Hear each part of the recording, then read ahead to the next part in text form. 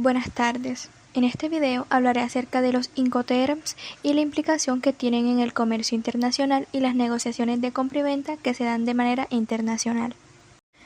Abordaré la temática explicando qué son los Incoterms, para qué sirven y posteriormente explicando su clasificación según los grupos y el nivel de responsabilidad y riesgo que tienen tanto el vendedor de la mercancía como el que la compra.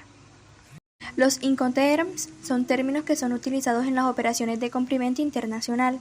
El objetivo de estos Incoterms es unificar los conceptos comerciales de forma que el vendedor y el comprador entiendan las condiciones de las operaciones que realicen entre ellos, es decir, para establecer las responsabilidades, los gastos y la transmisión de riesgo entre quien compra y quien tiene la mercancía internacional en venta.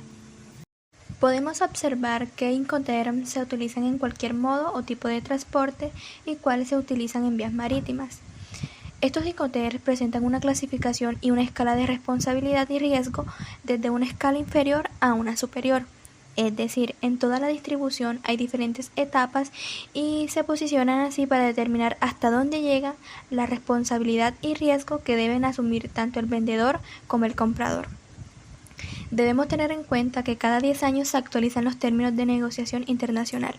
La nueva actualización fue en 2020 y algunas modificaciones fueron que primero se sustituye el Incoterm DAT por el DPU, donde las obligaciones y responsabilidades son las mismas, pero en el DPU permite estimular la entrega en cualquier lugar.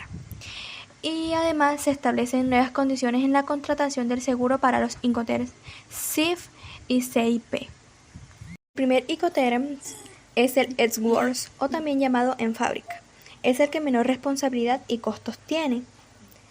Además, la mercancía se entrega a la fábrica o en el lugar acordado con el comprador. El producto debe contar con el empaque, el etiquetado y el embalaje. La mercancía se entrega en la puerta y no se carga al transporte. Para que esta mercancía se cargue al transporte es necesario utilizar el siguiente Incoterm, el cual es el FCA. El Incoterm FCA o francoporteador asume todo lo que tiene que ver con el Incoterm anterior, pero además tiene en cuenta el costo, el riesgo de la carga de la mercancía, el transporte local de esta mercancía, los trámites de aduana, etc. En resumen, el vendedor es quien debe dejar libre todos los trámites del producto a exportar. El Incoterm CPT o transporte pagado hasta tiene un transporte principal internacional. El vendedor asume todos los trámites que he mencionado anteriormente y adicionalmente incurre con las operaciones hechas en frontera y el cargue de la mercancía al medio de transporte que llevará el producto. Y además la responsabilidad del vendedor va hasta donde se adquiere el transporte internacional. Después de eso la responsabilidad recae en el comprador. El Incoterm CIP o transporte y seguro pagados hasta es una escala más al Incoterm anterior y a su vez de todos los mencionados hasta ahora. El vendedor debe contratar o adquirir un seguro. Después de que se entrega el producto al transporte, los riesgos los asume el comprador y cualquier reclamo por si se pierde su mercancía o le pasa algo, lo hace por medio de la aseguradora. El Incoterm DAP o entrega en el lugar designado. La entrega de la mercancía debe ser en el país de destino, asumiendo todos los costos y trámites anteriores, el seguro y teniendo en cuenta los acuerdos de entrega que se hayan hecho con el comprador en el país de destino. Los trámites de aduana de importación y el descargue de la mercancía los asume el comprador. El Incoterm DPU o mercancía entregada en el lugar y descargada se hacen todos los procesos y trámites anteriores, pero el transporte y posterior descargue de la mercancía, a diferencia del Incoterm anterior y de todos los anteriores, ya es asumida por el vendedor, excepto los procedimientos de aduana de importación o de los impuestos que se hagan en el país de destino. El Incoterm DDP o entrega con derechos pagados es el Incoterm donde el vendedor asume toda la responsabilidad y costos para la entrega del producto. Es decir, implica todos los procesos y trámites mencionados hasta ahora. De lo único que se hace cargo el comprador es del descargue de la mercancía, a diferencia del Incoterm anterior. Ahora, pasando a la segunda clasificación de los Incoterms, vías marítimas, tenemos el FAS o franco al costado del buque. Es el que menos responsabilidad y costos tiene.